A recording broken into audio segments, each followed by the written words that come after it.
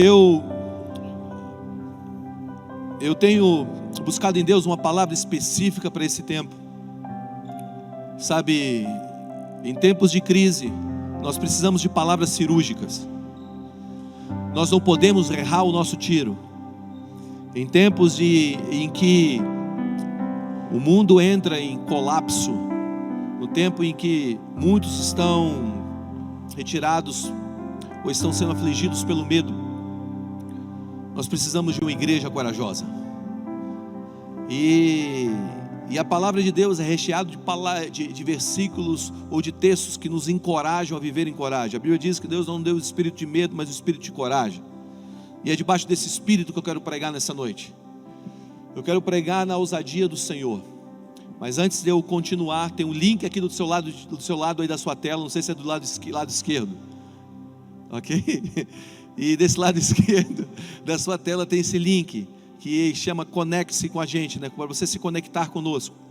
Se no decorrer da mensagem você for sendo tocado, você quiser entregar a tua vida para Jesus, é só você ligar o teu celular e colocar nesse QR Code, que alguém do nosso time já vai estar entrando em contato com você aí, ok? E nós veremos dezenas de pessoas sendo salvas nessa noite no nome de Jesus Cristo. Então esse link aí, esse QR Code é para você entregar a tua vida a Jesus ou voltar para Jesus.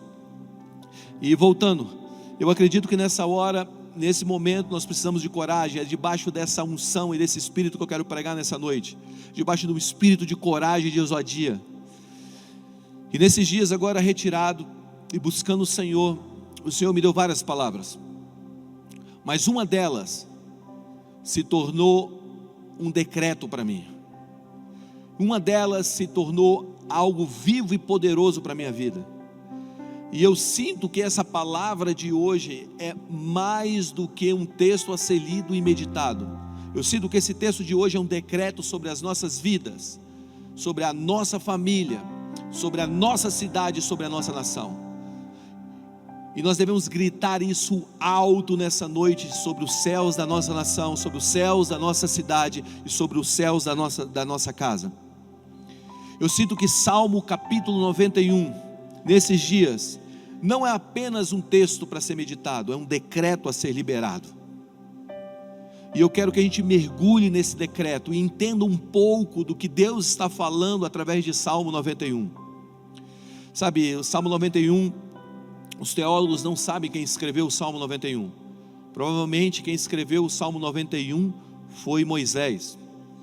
Porque eles dizem que provavelmente quem escreve um salmo que ninguém sabe quem escreveu é aquele que escreveu o salmo anterior a esse. Quem escreveu o Salmo 90 foi Moisés.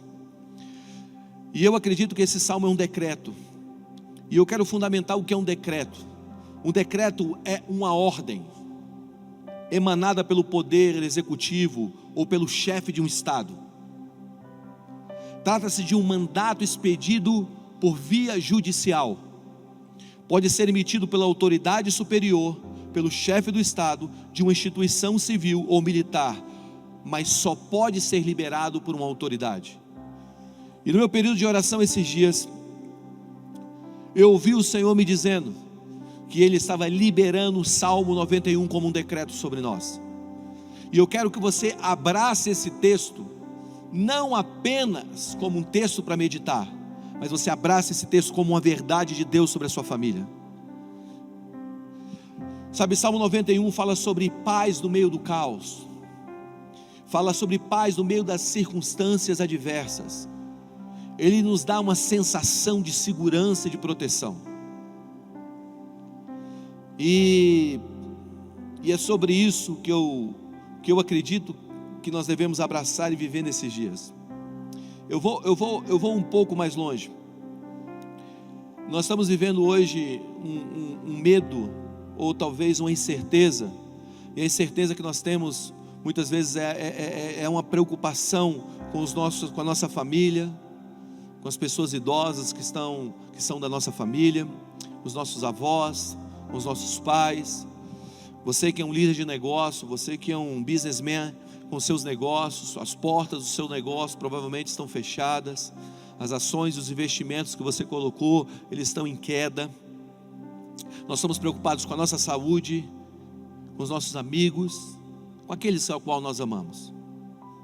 Mas eu quero que você entre debaixo da atmosfera de Salmo 91 hoje. O texto de Salmo 91 diz assim, eu queria que você abrisse sua Bíblia e lesse comigo, aí na sua casa. Aquele que habita no esconderijo do Altíssimo e descansa à sombra do Onipotente, diz ao Senhor: Tu és o meu refúgio e minha fortaleza, o meu Deus a quem confio. Pois Ele livrará você do laço do passarinheiro e da peste perniciosa. Ele o cobrirá com as suas penas e sob as suas asas você estará seguro. E a sua verdade é proteção e escudo sobre você. Você não temerá o medo do terror noturno, nem da flecha que voa de dia, nem da peste que se propaga nas trevas, nem da mortandade que assola ao meio-dia. Caiam 1000 ao seu lado e 10.000 à sua direita, e você não será atingido. Somente com seus olhos você contemplará e verá o castigo dos ímpios. Você disse: o Senhor é o meu refúgio. Você fez do Altíssimo a sua morada. Nenhum mal lhe sucederá, praga alguma chegará à sua tenda, porque os seus anjos Ele dará ordem a seu respeito, para que guardem você em todos os seus caminhos. Eles o sustentarão com suas mãos, para que você não tropece em alguma pedra. Você pisará o leão e a cobra. Você esmagará com seus pés o leãozinho e a serpente. Deus diz, diga: Deus diz, porque a mim se apegou com amor, eu o livrarei e o protegerei, porque conheço o seu nome. Ele me invocará e eu lhe responderei. Na sua angústia eu estarei com ele, e o livrarei e o glorificarei. Vou saciá-lo com longevidade e lhe mostrarei a minha salvação. Diga assim comigo: isso é um decreto sobre a minha vida, sobre a minha casa, sobre a minha nação e sobre a minha cidade. Sabe, eu quero agora entender um pouco do que o salmista está dizendo e o que o Senhor está liberando como palavra profética sobre nós. Sabe, em épocas de crise nós precisamos dos profetas. Em épocas de crise nós precisamos ouvir o que Deus está falando, mais do que em qualquer outra estação. Toda estação é importante ouvir Deus, mas numa época de uma crise nós precisamos sermos cirúrgicos, e só a palavra de Deus é cirúrgica. Eu me lembro de um documentário que eu assisti do SEALs, do Exército de Elite da Marinha Americana, e quem inventou o SEALs, ou quem criou o SEALs foi o Kennedy. E perguntaram a ele por que ele estava gastando milhões de dólares para formar um homem. E ele disse o seguinte: em tempos de crise, nós não precisamos do martelo, nós precisamos do bisturi. Nós precisamos sermos cirúrgicos. E eu acredito que quando nós entendemos Salmo 91, nós nos cirúrgicos nessa hora, nesse momento. O texto começa dizendo: aquele que habita no esconderijo do Altíssimo e descansa à sombra do Onipotente. Sabe, habitar e descansar, mas principalmente habitar, significa permanecer, fazer morada. Isso é viver em intimidade. Eu acredito que uma das coisas que Deus está liberando nessa hora sobre nós, nesse período que nós estamos em casa, que Deus reservou para a gente, é um novo nível de intimidade. Mais do que nunca você vai experimentar uma intimidade que você nunca experimentou antes. Eu acredito que nessa hora e nesse momento o Senhor está te chamando, te separando para você entrar nessa intimidade. Eu acredito que Deus reservou encontros sobrenaturais nesses dias, que Deus preparou um pacote, e esse pacote é: eu vou entrar na casa do meu filho, e ele vai me encontrar e eu encontrarei ele. Eu acredito que a tua casa nesses dias se torna o jardim do Éden, onde Deus vem para te encontrar e ter intimidade com você. Uma das principais coisas que Deus quer provocar nesses dias é essa intimidade mais profunda, que vem do permanecer nele. Sabe, nós olhamos para as cidades, para as praças, e elas estão vazias. Está todo mundo em casa. O lar deveria ser um lugar de intimidade. Isso traz uma imagem do céu. E eu acredito que no ativismo da nossa vida, muitas vezes nós podemos ter uma falsa intimidade, quando apenas estamos nos beneficiando da intimidade de outros. O que eu quero propor para você é o seguinte: que existe uma revelação quando nós congregamos, existe uma revelação de Deus, uma palavra liberada de Deus quando nós estamos congregando. O congregar é algo bíblico, e você está aí na sua casa agora congregando com a tua igreja, através dessa live. Hebreus capítulo 10, versículo 25, fala algo. Ele diz o seguinte: não deixe de reunir-nos como igreja, segundo o costume de alguns, mas encoraje uns aos outros, ainda mais quando vocês veem que se aproxima o dia. Eu vou repetir, Hebreus capítulo 10, versículo 25 diz: não deixemos de reunirmos como igreja, segundo o costume de alguns, mas encorajemos uns aos outros, ainda mais quando vocês veem que se aproxima o dia. Sabe, existe uma revelação de Deus para a comunidade, existe uma revelação de Deus quando nós nos juntamos. Atos capítulo 2, versículo 24 diz: todos os que criam mantinham-se unidos e tinham tudo em comum. A Bíblia fala: onde tiver 2 ou 3 reunidos no nome dele, ele se faz presente. Existem temporadas da nossa vida que Deus nos congrega. Existe temporada que Deus permite os grandes ajuntamentos, como nós vivemos. Mas eu acredito que agora Deus está nos chamando para Ele. Antes do ide, tem o vinde. E o Senhor está nos chamando para esse lugar de intimidade, porque todo aquele que sai do lugar da intimidade para um envio, ele sai mais poderoso. Por isso, existe uma revelação pessoal preparada para você agora. Olha o que diz Salmo 63, versículo 1: ó Deus, Tu és o meu Deus, de madrugada eu te buscarei. A minha alma tem sede de Ti, a minha carne te deseja muito, em uma terra seca e cansada, onde não há água. Quando você vai para Salmo capítulo 25, versículo 14, o salmista diz: a intimidade do Senhor é para aqueles que o temem, aos quais Ele dará a conhecer a sua aliança. O que eu sinto nesse momento é que Deus está nos transicionando para uma intimidade muito mais profunda nesses dias que nós estamos em casa. Por isso o texto começa a dizer: aquele que habita, aquele que permanece, aquele que está no esconderijo do Senhor. E nesses dias, nesse tempo de intimidade, o que você vai conhecer? A aliança do Senhor. Você vai conhecer não apenas o Deus que fala, mas o Deus que se relaciona. Você não vai conhecer apenas o Deus que comunica, mas o Deus que toca. Você não vai conhecer apenas o Deus de ouvir falar, mas o Deus de com Ele andar. Então eu oro para que você habite nesse lugar. O que eu quero propor é que essa intimidade, ela não pode ser terceirizada. Você está numa hora na tua vida em que você não vai conseguir terceirizar a tua intimidade com Deus.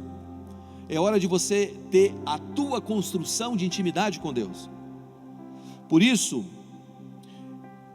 eu acredito que nós podemos ter uma falsa intimidade quando estamos apenas nos beneficiando da intimidade de outros. Sabe, você vai num lugar, você chega naquele lugar e você vê alguém pregando com unção, e essa palavra, ela toca a tua vida, ela te enche, e você tem aquele toque com Deus, e você fala: uau, eu estou na intimidade com Deus.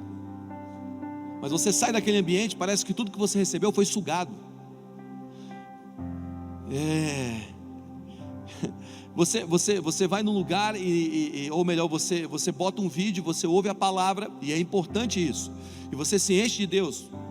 Mas quando acabar essa live, depois que você acabar essa palavra de encorajamento e receber o que Deus tem para você nessa hora, você precisa construir o teu lugar.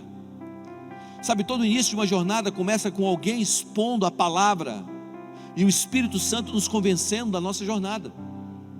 Um dia você veio na igreja, um dia você foi naquele retiro, um dia um amigo seu te chamou para a casa dele, e você ouviu a palavra foi exposta a você, e você teve um encontro com Deus através daquela exposição.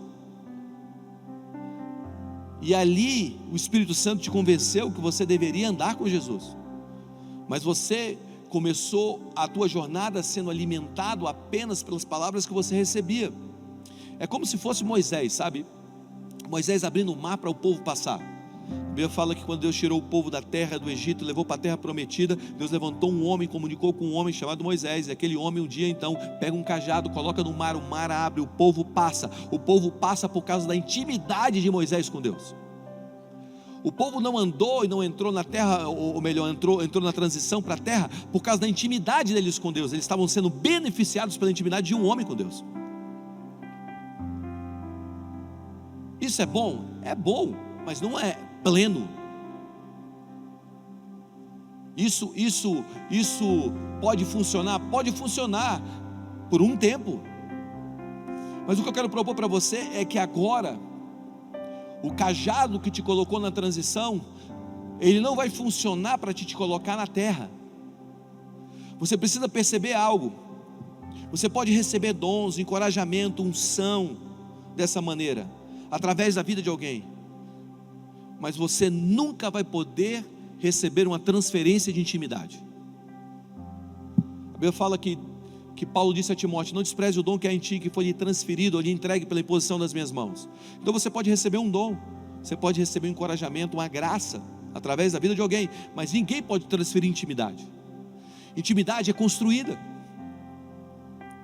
Eu posso te transferir uma palavra nessa noite que vai alimentar a tua fé, mas você só vai fortalecer sua fé se você pegar esse livro e ler todo dia. Se você dobrar os seus joelhos no teu quarto e criar esse lugar chamado esconderijo do Altíssimo.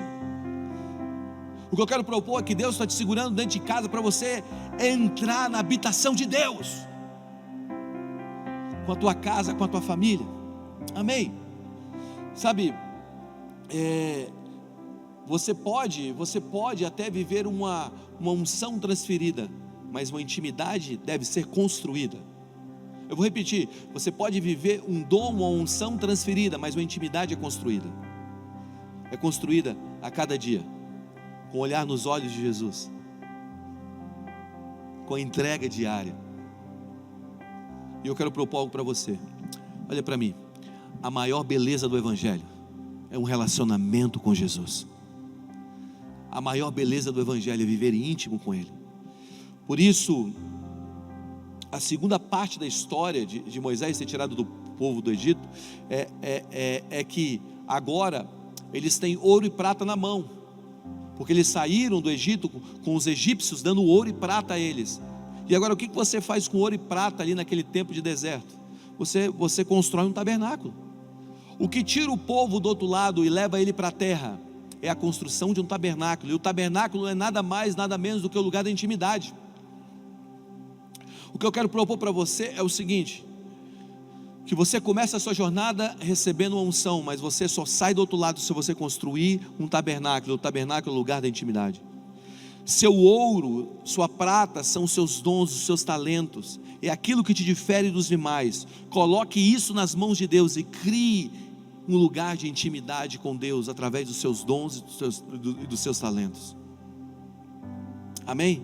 Então a primeira coisa que eu quero que você entenda é que o Salmo 91 está liberando um decreto sobre você, e o decreto é: aquele que habita no esconderijo do Altíssimo e descansa à sombra do Onipotente. Habitar é criar um lugar de intimidade. Agora, o que ele está dizendo? Descansa à sombra do Onipotente. Descansar, a sombra, só existe sombra porque existe luz, ou existe o sol. No meio desse sol escaldante que tem roubado as forças, gerado uma desnutrição da fé de muitos, o Senhor será a sombra e o descanso. Eu não sei se você já esteve num lugar muito quente, mas eu me lembro a primeira vez que eu fui para Israel, eu estava lá andando lá, sei lá onde é que era, acho que era nas colinas de Golã, e estava um sol escaldante. Sabe aquele negócio escaldante? E todo mundo estava procurando uma sombrinha para ficar, porque a menor das sombras já era eficiente para aquele sol. Então só quem experimentou um sol, ou quem andou num deserto debaixo de um sol escaldante, sabe o benefício de uma sombra. E ele está dizendo o seguinte: que Ele será a nossa sombra. O Senhor Jesus será a sombra de descanso sobre nós. Descanso é uma palavra essencial para a nossa alma nessa hora. Mais do que nunca, nós precisamos aprender a descansar. Descanso é tão importante, gente, na Bíblia. Ela tem tanta importância que descanso virou um mandamento. Você precisa descansar. Você precisa separar um tempo de descanso. É o que a Bíblia fala. Sabe, é tão importante que na velha aliança se tornou um mandamento, e na nova aliança é um estilo de vida. No Antigo Testamento nós separamos um dia para descansar. Na nova aliança, Jesus é o nosso descanso. Entenda algo, que essa sombra que está dizendo em Salmo 91, é a sombra do Senhor sobre você, é a sombra da cruz sobre você. Entenda que você está debaixo dessa sombra, que são os valores do reino, que são as promessas de Deus, que é a verdade, o caráter de Cristo imprimido em você.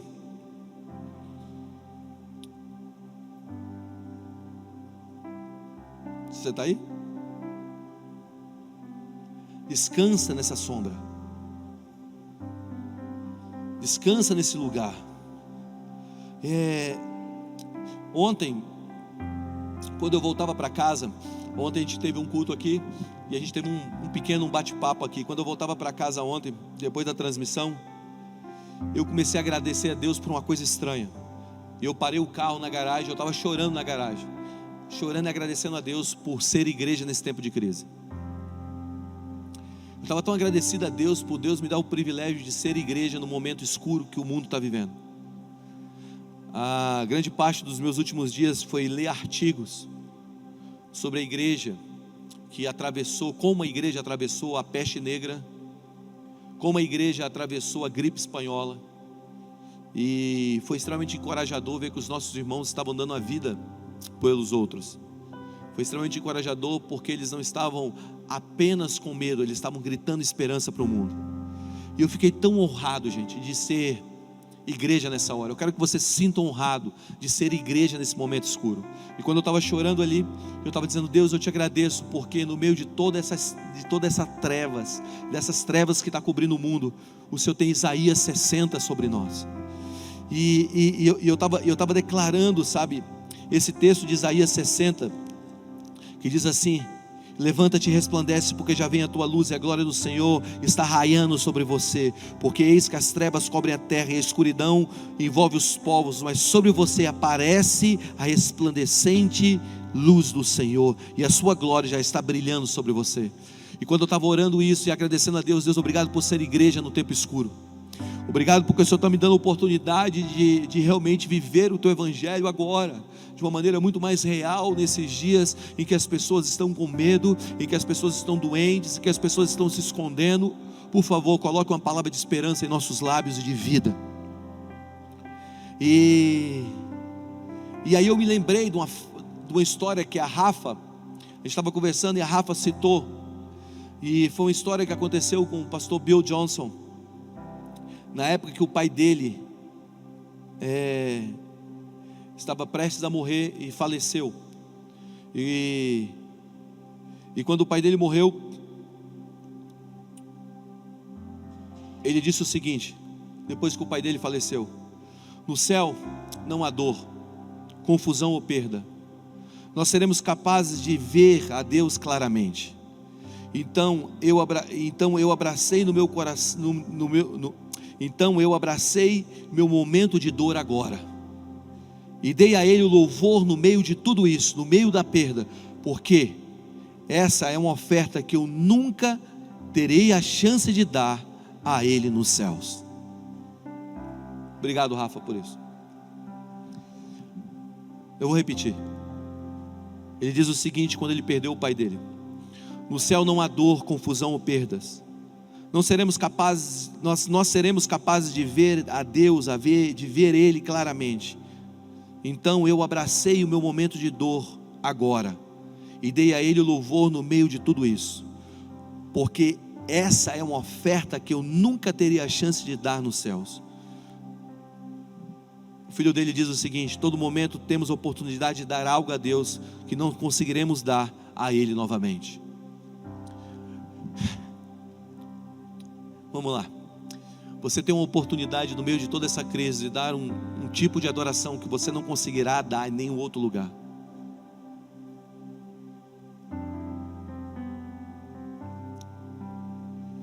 Você tem a oportunidade de entregar algo a Deus no meio de toda essa escuridão, algo que você não conseguirá entregar em nenhuma outra fase da sua vida. Sabe o que está acontecendo hoje no mundo? Isso vai ser contado pelos próximos 100, 200, 300 anos. Enquanto a terra durar, vão contar o que aconteceu com essa peste que atingiu o mundo. Mas a nossa história pode ser contada também, como homens que permaneceram em fé, em pé diante da crise, enchendo o mundo de esperança e de fé, enchendo aqueles que estão à nossa volta com o amor do Senhor. Vivam a vida não alinhada no medo, vivam a vida de liberdade. Sabe, o versículo 3 diz assim: pois Ele livrará você do passarinheiro e da peste perniciosa. O laço do passarinheiro. Sabe o que é o laço do passarinheiro? O laço do passarinheiro é aquela arapucazinha que você coloca para pegar o passarinho. É uma armadilha. O Senhor vai te livrar dessa armadilha, e o Senhor vai te livrar da peste. Eu volto a repetir, como nós oramos no início: se você está passando por algum tipo de enfermidade, eu creio que Deus pode te curar. E se você não sentir a cura de Deus vindo sobre você, não importa, Ele está com você. Ore até que algo aconteça. Sabe, peste perniciosa é ruína, destruição e calamidade. Deus vai te guardar da calamidade. Agora, o que eu quero que você se atente nessa hora é no versículo 4. No versículo 4 diz assim: Ele cobrirá com as suas penas, e sob as suas asas você estará seguro, e a sua verdade é proteção e escudo. Eu amo isso, porque aqui mostra duas coisas. Primeiro, a posição de Deus sobre nós. A posição de Deus sobre nós nessa época de crise e nesse momento é como uma mãe pássaro que esconde os seus passarinhos debaixo das suas asas. Ei, eu oro para que você se sinta assim. Ele está mostrando como Ele é. Sabe, é engraçado isso, sabe por quê? Porque Deus sempre se mostra, a maioria das vezes na Bíblia, Deus sempre se mostra no masculino. Deus sempre é o onipotente, o poderoso, o Senhor. Mas quando nós lemos Salmo 91, versículo 4, nós vemos que Deus está se mostrando numa figura feminina. E Ele está dizendo: eu sou uma mãe pássaro, que bota os meus filhinhos debaixo das minhas asas. Por quê? Porque mãe fala de algo perto. Sabe, muitas vezes o pai sai, viaja e fica longe, mas mãe fala de algo próximo, fala de afetividade. Então o que eu quero propor para você é o seguinte: é que nessa hora Deus está te recolhendo debaixo das asas dEle. A segunda posição, essa primeira posição é de Deus, a segunda posição é nossa. A nossa posição agora, nesse exato momento, é estar debaixo das asas dEle. Que existe uma realidade que ainda nós não percebemos, que é uma realidade do céu sobre nós. É uma realidade de estar protegido nesse lugar. Sabe, protegido não significa muitas vezes que algumas coisas não vão acontecer. Estar protegido não significa que os ventos não vão chegar. Estar protegido não significa que tempestades não vão bater no nosso barco. Estar protegido é entender que mediante a tudo isso nós temos um Deus que está conosco. Que existe uma realidade, que a realidade da incerteza está sendo quebrado pela certeza que tem um Deus conosco.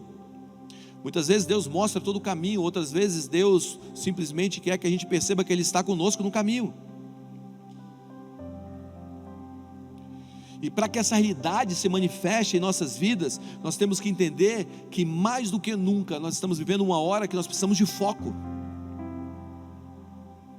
E temos o poder de declarar a partir desse foco. Escute o que eu vou te dizer, isso é muito importante. Para que uma realidade se manifeste, uma palavra precisa ser liberada. Os lábios precisam declarar. O poder da vida e da morte está na língua. Marcos capítulo 11, versículo 23 diz: porque em verdade vos digo que qualquer que disser a este monte, erga e lança-te ao mar, e não duvidar em seu coração, mas crer que se fará aquilo que diz, tudo o que disser lhe será feito. Olha o que ele está dizendo: crê no coração. E ele está dizendo: fale, creia, fale. E ele fala para você falar 3 vezes. Ele fala disser, depois ele diz depois ele diz disser. Ele fala creia uma vez e declare até que aconteça. Muitas vezes o nosso ato de fé de crer uma vez não vem com uma única confissão, mas vem com 2, com 3, com 4, com 5. Confesse, fale e acredite. Você sabe qual é a minha confissão nesses dias de coronavírus, ou esses dias de avanço desse vírus? É que Deus, Senhor, eu confesso que eu confio em Ti. Senhor, eu declaro que eles vão evoluir uma vacina, uma cura. Senhor, eu oro para que a medicina, para que os cientistas alcancem isso, esse produto, essa droga que possa combater esse vírus. Nós precisamos confessar aquilo que nós cremos, amém? 2 Coríntios capítulo 4, versículo 13 diz: e temos portanto o mesmo espírito de fé, como está escrito, cri, por isso falei. Nós cremos também, e por isso falamos. Então eu quero que você entenda algo. Chegou a hora de você crer e falar. Sabe quando a gente não crê, a gente não declara. Eu tenho facilidade de acreditar nesse exato momento que meu Flamengo, quando voltar ao campeonato, vai ganhar tudo. Cri, por isso falei. Eu tenho facilidade de declarar aquilo que eu creio. Sabe, se você não tem consciência que você está debaixo das asas, você vai ficar confessando aquilo que você ouve toda hora e todo momento. Mas Deus está precisando de pessoas que tragam uma realidade do céu para a terra, que não vivem na realidade da terra apenas, mas vivam na realidade dos céus e comecem a declarar: Senhor, eu declaro que no Teu reino não existe doença, que o Senhor evolua agora a capacidade intelectual, a capacidade de discernir, de quebrar esse mal e trazer a cura. Sabe, nós precisamos confessar aquilo que nós queremos ver. E nós sabemos que está todo mundo dizendo que as coisas vão ficar piores esses dias. Por mais que você acredite nisso, confesse a verdade dos céus, confesse que sua família está protegida, confesse que o Senhor está vindo com cura sobre a sua casa, confesse que Deus é o Deus que vai trazer um medicamento que vai parar isso, amém? E aqueles que estão doentes, que sejam curados. Eu quero só botar um ponto aqui. Eu acho que muitas vezes nós não estamos recebendo. A Bíblia fala: você pede, você não recebe porque você pede mal. Escuta o que eu vou te dizer. Você sabe quando você pede e não recebe porque você pede mal? Você sabe o que é pedir mal? Pedir mal é pedir aquilo que você já tem. Isso é pedir mal. Existe coisa que a gente está pedindo que Deus já nos deu. Existem coisas que nós estamos dizendo: Deus, por favor, faça isso. E nós devemos não pedir, mas declarar. Eu quero te fazer uma pergunta. Você viu Jesus pedindo para Deus? Eu ouvi isso e isso aqui ficou no meu coração. Você viu Jesus pedindo para Deus para Ele parar a tempestade? Não, presta atenção. Jesus não fez uma oração: Deus, pare a tempestade. Jesus declarou que a tempestade deveria parar. O que significa? Significa que ele tinha consciência do que Deus já tinha feito. Ele só se alinhou com aquilo e declarou. Sabe, nós manifestamos o reino que nós temos mais consciência. Se nós temos consciência do reino das trevas, nós estamos agora confessando o reino das trevas. E o que eu quero propor para você é que o pedinte pede, o herdeiro pega. Vamos lá, o pedinte pede, o herdeiro pega. Muitas vezes nós estamos vivendo uma vida de pedinte, sendo que nós somos herdeiros. Chegou a hora de você declarar o que já foi feito. Vamos lá, existe uma cura liberada, declara ela.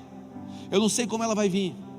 Sabe, muitas vezes nós achamos que ela só acontece de uma forma sobrenatural, mas o sobrenatural se torna natural. Quando se torna natural? Quando nós temos um estilo de vida sobrenaturalmente natural. O que significa isso? Significa que essa cura, ou a cura da humanidade, ou a cura dessa doença, pode vir através de um homem que está em algum lugar pesquisando agora, através de uma equipe que está em algum lugar pesquisando agora. E nós oramos na autoridade do nome de Jesus Cristo, para que o Senhor venha sobre essa equipe, sobre essas equipes que estão pesquisando agora, e traga agora inteligência, sabedoria, conhecimento dos céus para a cura. Sabe, nós precisamos entender que já foi liberado. Declare isso. Nós temos que parar de pedir e começar a declarar. Jesus já fez. Então nós pedimos, não recebemos como nós pedimos mal, porque nós estamos pedindo algo que já foi feito. Você entende isso? Espero que sim. E eu quero caminhar para encerrar com algo. Eu quero caminhar para encerrar com o que está escrito lá no versículo 11. Olha o que está escrito no versículo 11. Porque aos seus anjos Ele dará ordem ao seu respeito, para que guardem vocês em todos os seus caminhos. Eles o sustentarão nas suas mãos, para que você não tropece em alguma pedra. Presta atenção no que eu vou te dizer agora, que talvez essa seja a parte mais importante dessa pregação. Sabe, no meio de toda essa confusão, eu acredito que uma das primeiras coisas a serem tocadas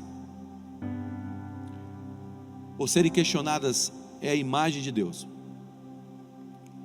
Eu sei que muitas vezes nós estamos recebendo aí muitos áudios e muitas coisas falando que Deus faz isso, Deus faz aquilo, que Deus opera, que Deus está trazendo caos, que Deus trouxe até o coronavírus.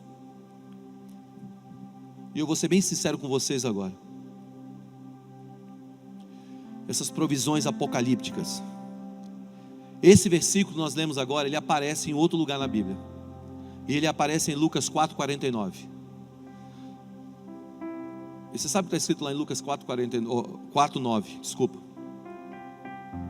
Você sabe através de quem ele aparece lá em Lucas 4,9? Ele aparece pela boca do diabo. O diabo usou o texto de Lucas, de Salmo 91:11 em Lucas 4,9, quando ele está tentando Jesus.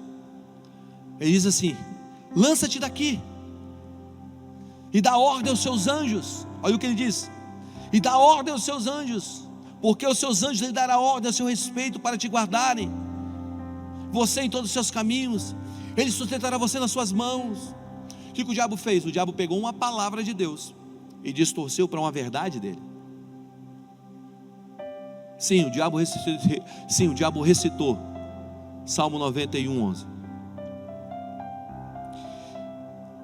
A lição disso é que o diabo pode recitar as palavras distorcendo a realidade. E distorcer a realidade é recitar a palavra sem o caráter de Deus nela. O que eu quero propor para você é o seguinte: sabe, no meio de uma tempestade, no meio de uma crise, a imagem de Deus muitas vezes é comprometida. Por quê? Porque começamos a enxergar Ele da maneira que Ele não é. Você sabe quando Jesus veio andando no meio da tempestade e os discípulos estavam ali no barco prestes a afundar, e todo mundo começou a gritar: é um fantasma, é um fantasma, é um fantasma. Jesus: ei, sou eu. Mas estava todo mundo dizendo: é um fantasma. É engraçado porque no meio da tempestade nós começamos a olhar para Jesus como aquele que traz pânico, como aquele que traz medo, como aquele que traz espanto. Mas deixa eu te explicar algo. Toda essa distorção da imagem de Deus tem vindo por não compreender a verdade da obra de Cristo. O que eu quero propor para você é o seguinte: se você estiver ouvindo qualquer coisa que fala a respeito de Deus, você tem que pegar isso e medir na pessoa de Jesus. Jesus é o balizador, Jesus é o prumo, Jesus é a perfeita imagem, a perfeita pintura de Deus. Não existe nenhum outro homem, não existe nenhuma outra imagem que é de tamanha perfeição de Deus Pai fora de Jesus. Jesus é a perfeita imagem. Eu vou mais longe. A Bíblia fala que Jesus só fazia o que viu o Pai fazer. Então Jesus só repetia o Pai. Então tudo que Jesus fez, primeiro ele viu o Pai fazer. Então quando nós olhamos para Jesus, nós encontramos a imagem perfeita de Deus. Sabe, você pode olhar para Elias, Jeremias, Moisés, trazer todos os textos, até o próprio apóstolo Paulo, pode olhar para Davi, todos eles são maravilhosos, mas ninguém carrega a imagem de Deus perfeita, só Jesus. E muitas vezes no meio de uma tempestade nós começamos a ver Jesus como um fantasma. Muitas vezes nós recebemos áudios que distorcem a imagem de Deus, fazem Jesus se tornar um fantasma. Agora, quando eu falo que quando nós olhamos para Cristo, nós reconhecemos a nossa teologia ou a nossa vida é alinhada, eu quero que você perceba esse versículo, que está lá em 1 João Primeira epístola de João, capítulo 3, versículo 8. Para isso se manifestou o Filho de Deus, para desfazer as obras do diabo. Vamos lá. Para que se manifestou o Filho de Deus? Para desfazer as obras do diabo. Agora a pergunta é: quais são as obras do diabo? Alguém sabe quais são as obras do diabo? As obras do diabo estão lá em João 10, 10. O ladrão não veio senão para roubar, matar e destruir. E Jesus está dizendo qual é o papel dele. Eu vim para que você tenha vida e a tenham em abundância. Escute o que eu vou te dizer. A obra do diabo ou a obra do ladrão é matar, roubar e destruir. Como eu sei que uma obra é de Deus e uma obra é do diabo? Vamos lá, simples. Olhando para a ação de Cristo, o caráter de Cristo e o objetivo ao qual ele se manifestou, que é desfazer as obras do diabo. E olhando para as obras do diabo, as obras do diabo é matar, roubar e destruir. As obras de Cristo é desfazer as obras do diabo. Então tudo que vier sobre a tua vida, que traz morte, que traz destruição e te rouba, repreenda. Não aceite na tua vida. Sabe, eu não estou dizendo que nós não passaremos por guerras, mas eu estou dizendo que nós estamos do lado daquele que vence as guerras. Vamos lá, eu não estou dizendo que o coronavírus não pode entrar, muitas vezes não pode tocar alguém que nós amamos, mas quando tocar nós temos aquele que cura. O que eu estou dizendo para você é que você tem uma pessoa do seu lado, que ressuscitou homens, que abriu as covas e chamou à vida aquele que estava morto. Que você tem do seu lado aquele que abriu mares, que parou tempestades. Creia nesse homem.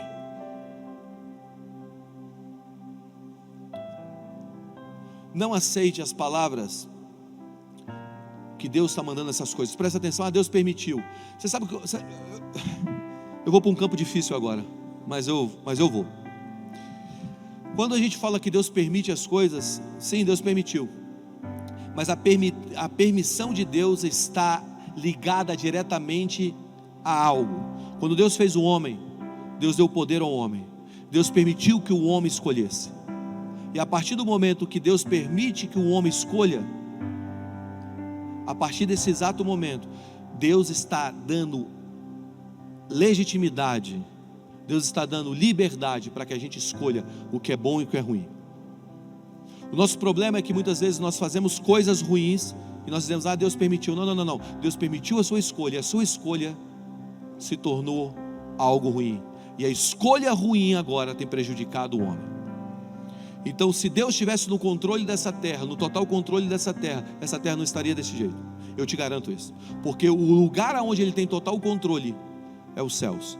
Há uma diferença entre controle e comando. Eu já expliquei isso para vocês. Mas controle é diferente de comando. Eu tenho um comando da minha casa. Um dia eu botei um papel de parede no quarto do meu filho, e eu saí de casa, quando eu voltei ele tinha arrancado todo o papel de parede. A minha pergunta é: se eu tivesse o controle sobre o meu filho, ele tinha arrancado aquele papel de parede? Lógico que não. Mas eu tenho o comando da minha casa. O que eu fiz, eu alinhei a vida dele. O que eu quero propor para você é que quando nós estamos numa atmosfera em que Deus nos empoderou o homem fez escolhas erradas.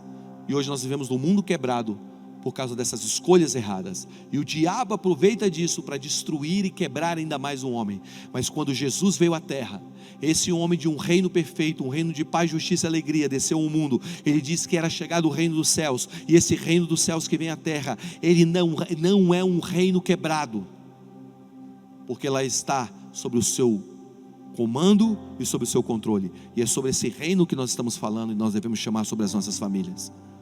Então todas as palavras que vierem contrárias a esse reino, cancele elas e viva debaixo dessa atmosfera dos céus. Volto a repetir, não estou dizendo que nós não passaremos por guerras, mas estou dizendo que nós estamos do lado daquele que vence as guerras. E eu quero encerrar com algumas coisas que nós podemos fazer nesses dias, e com algumas palavras que Deus me deu. Vamos lá, a primeira coisa que você pode fazer na tua casa, é tempo de nós orarmos pelas nossas famílias e pelas nossas cidades, a partir do lugar que nós estamos em Cristo. 2, é tempo de encher as pessoas de esperança. Encha quem está do teu lado de esperança. 3, É tempo de nós honrarmos os idosos, mais do que nós honramos em toda a nossa história até agora. Você que é geração milênio que está me escutando, honre os seus avós, honre os seus pais. Como? Se cuidando. Quando você se cuida, você cuida deles. 3. É tempo de nós ligarmos para alguém e liberarmos palavras de amor. Se ele está doente, ligue para ele e libere uma palavra de cura e de fé. 4, 5, sei lá. É tempo de pedirmos a Deus que cure, que a cura chegue rápido ao mundo. 6. É tempo de cozinhar para os nossos filhos e esposa. Está ouvindo, Tiago? Cozinha para os seus filhos. Hoje eu liguei para o Rafa e falei: Rafa, quando tudo isso acabar, vamos comer um churrasco. Aí ele me disse: estou comendo churrasco todo dia. Aí eu fiz um churrasco lá em casa hoje. Eu estou virando um Masterchef lá na minha casa. Esses dias eu fiz camarão ao molho Alfredo. Mar é prova. Fiz a noite do pastel. Fiz hambúrguer. Eu fiz churrasco. E outras coisas que não deram certo eu não falo. Só falo o que deu certo. O que deu certo. Mas cozinhe para os seus pais. Está ouvindo, Rafa? Faça para os seus pais, cozinhe para eles. É tempo de focar em Jesus nas suas palavras. Presta atenção, muita informação. Foca no reino de Deus. E último, é tempo de nós dizermos que Jesus é maior que tudo isso que está acontecendo. E que depois de uma noite escura, vai haver um novo dia. A tristeza dura uma noite, a alegria rompe pela manhã. Sabe, eu quero crer, junto com você nessa noite, que Salmo capítulo 91 está sobre nós, e que existe um novo dia chegando sobre as nossas vidas. O que eu sinto nessa hora é que Jesus está aí com você, na tua casa, na tua família,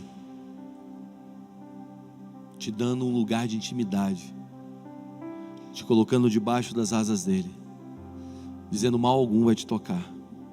Eu estou contigo nessa jornada. Não aceite as palavras como se fossem de Deus, as palavras ruins. Saiba que Deus está aqui para te trazer de volta para um lugar que é um lugar de fé e esperança.